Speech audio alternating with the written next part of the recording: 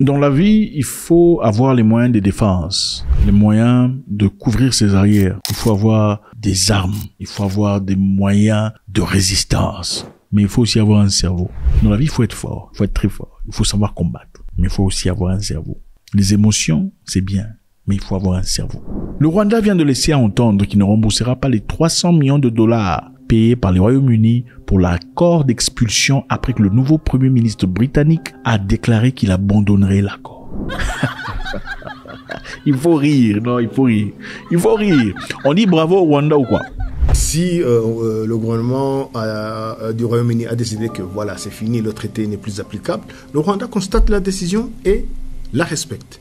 Il n'y a plus... le Rwanda, comme je l'ai même expliqué, dès le départ, le Rwanda n'était pas demandeur. Donc c'est pas aujourd'hui que voilà que le traité a été mis, on a mis fin au traité, que le Rwanda va devenir demandeur. On reste comme on est, on garde notre philosophie. S'il y a quelqu'un à aider, on va l'aider. S'il y a une autre proposition qui vient pour essayer de résoudre ce problème d'immigration, on participera, on négociera, on examinera. Si c'est intéressant, on le fera. Mais par rapport à ce qui a été décidé par le gouvernement anglais, je pense que c'est fini. Le Rwanda ne va rien faire pour essayer de refaire vivre ce... Alors, qu'est-ce qui se passe? Qu'est-ce qui se passe dans cette histoire? C'est évident, on en a parlé à plusieurs reprises. Le Premier ministre Rishi Sunak avait signé un papier, après avoir poussé vers les moyens légitimes, un papier déclarant qu'il fallait faire de sorte à ce que tous les immigrants irréguliers en Grande-Bretagne soient refoulés au Rwanda. C'est là-bas qu'ils vont attendre, c'est là-bas qu'ils seront saisis, c'est là-bas qu'ils seront acceptés et réintégrés en société. Après tout, n'êtes-vous pas tous africains? Maintenant, la Grande-Bretagne avait signé un contrat, évidemment, avec le Rwanda, où on donnerait au Rwanda 300 millions de livres. Ça, c'était le premier paquet, 300 millions de livres, pour que le Rwanda construise des maisons, établisse un système pour accueillir les Africains qui vont là-bas illégalement. We've made progress, down by a third, but in order to fully solve this problem, we need a deterrent.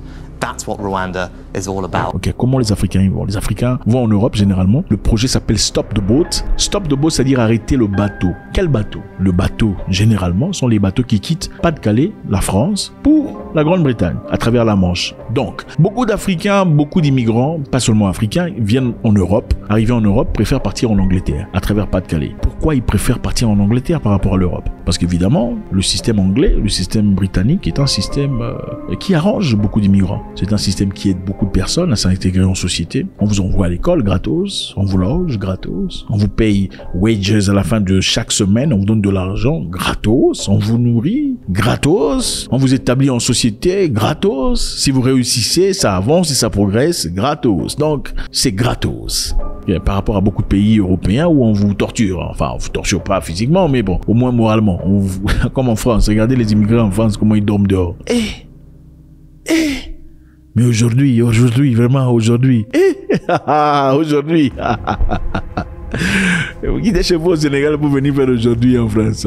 Non. Alors, beaucoup de gens, pour éviter ça, évidemment, ils vont en Angleterre. C'est vrai, il faut dire que l'Europe, c'est pas l'Europe. L'Europe, il y a Europe et Europe. C'est pas la même chose. Bref, les gens préfèrent partir en Angleterre parce qu'en Angleterre, c'est encore les vrais blancs. Enfin, bref, vous avez compris ce que je veux dire là. Qu'est-ce qui s'était passé au départ? Comment ils sont aboutis à ça? Ils ont signé un contrat. Avant de signer le contrat avec le Rwanda, l'Angleterre a voulu solliciter le Ghana d'abord, disant, on veut bien envoyer des gens chez vous.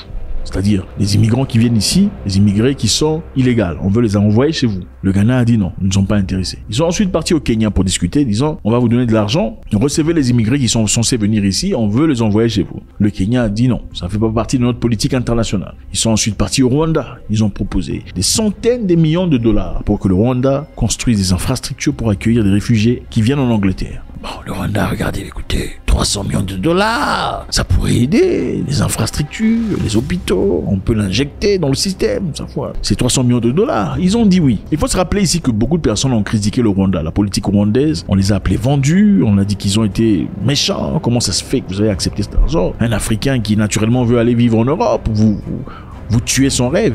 Je parie que le Ghana en pensait autant que le Kenya, disons, ces Africains qui cherchent une vie meilleure ailleurs. En acceptant de le recevoir chez moi, je suis en train de briser les rêves de toutes ces familles qui ont vendu leur maison pour envoyer l'enfant, n'est-ce pas? Mais le Rwanda a stratégiquement réfléchi sur comment capitaliser dans cette histoire. 300 millions de dollars, c'est 300 millions de dollars. Le projet, je vous rappelle, était un projet conservateur du groupe de Rishi Sunak. C'est eux qui ne veulent pas de vous. Bien évidemment, on préfère les Ukrainiens. Okay? Quand l'Ukraine a eu des difficultés, les Ukrainiens sont partis là-bas et ils ont été acceptés rapidement. On a d'ailleurs encouragé à beaucoup de Britanniques d'accepter les Ukrainiens à la maison. Pour chaque Britannique qui a accepté les Ukrainiens dans sa famille, dans sa maison, on donnait de l'argent, de wages à la fin de chaque semaine. Okay? Beaucoup d'Ukrainiens ont été intégrés très rapidement. Même s'il y a eu des moments où certains Ukrainiens intégrés ont commencé à se plaindre, disant que voilà, nous sommes ici, c'est bien, tout ça, on mange le English breakfast, mais il y a beaucoup trop des Noirs et des Arabes et des musulmans. We were quite shocked at how difficult she found different cultures. She felt there were just too many Muslims. Too many Muslims, too many people with different skin colours, and then to just have her complain about the demographic of the school and going, well, he can't be safe there. There's not enough white kids, essentially. The majority of my neighbours are Muslims, a lot of them are Kashmiris or Pakistanis, Indians. Ouais, ils se sont plaints. Ah oui, évidemment, tu viens chez les gens, on t'accepte malgré les difficultés, la guerre que tu as chez toi, et puis tu manges les English breakfast avec les haricots. On met toujours les haricots ou pas? Enfin bref, ensuite tu commences à te plaindre, disons bon, écoutez, il y a trop de Noirs ici, il y a trop d'Arabes. Mais les Africains n'ont pas bénéficié de ça. Mais faut-il dire que les Anglais sont racistes? C'est parce qu'ils réfléchissent. Ah non, écoutez, les Ukrainiens les ressemblent. Regardez leurs yeux et leurs visages. Ils sont les mêmes. Il n'y a que vous qui préférez les étrangers à ceux qui vous ressemblent. Ah oui, un Africain généralement préférait aider un Bangladeshois ou, je sais pas moi, un Allemand avant de toucher un Africain. Surtout quand l'Africain n'a pas beaucoup d'argent. Ah oui, c'est malheureux. Chez eux là-bas, c'est pas comme ça. Okay? Les Européens d'abord, vous après. Alors, après avoir discuté avec tous ces pays, négocié, le deal était fait. Et malheureusement pour eux, Rishi Sunak et les conservateurs ont perdu aux élections. Maintenant, ce sont les travaillistes qui sont au pouvoir. Et les travaillistes ne coopèrent pas, ne sont pas d'accord avec cette idée, cette idéologie selon laquelle il faut emmener les gens chez eux et surtout les envoyer au Rwanda. Look, the Rwanda scheme was dead and buried before it started. It's never been a deterrent. Look at the numbers that have come over in the first 6 and a bit months of this year. They're record numbers. That is the problem that we are inheriting. It has never acted as a deterrent. Almost the opposite, because everybody has worked out, particularly the gangs that run this, that the chance of ever going to Rwanda was so slim, less than 1%. That it was never a deterrent. Donc ce n'est pas intéressant pour eux. Le Rwanda a laissé attendre qu'il ne remboursera pas les 300 millions de dollars payés par le Royaume-Uni pour l'accord de l'expulsion après que le nouveau Premier ministre britannique ait déclaré qu'il abandonnerait l'accord. Ont-ils raison de le faire ou pas? Oui. Vous avez signé un deal. Bon, le deal c'est un deal, le deal est passé. Un porte-parole du gouvernement rwandais a déclaré mardi que l'accord sur les migrants avec le Royaume-Uni ne comprenait aucune clause concernant le remboursement. Pas de remboursement dans les clauses. Après que le Premier ministre britannique nouvellement élu, Keir Starmer, a déclaré qu'il annulerait l'accord controversé. Aucune clause. Ouais, pourquoi on vous dit qu'il ne faut pas seulement être émotionnel? Les gens sont trop émotifs. Oh, les Rwandais sont des lâches parce qu'ils ont accepté l'argent. Oh, le Rwanda, comment on peut faire ça? Il faut savoir capitaliser dans la vie, être intelligent, jouer au jeu d'échecs.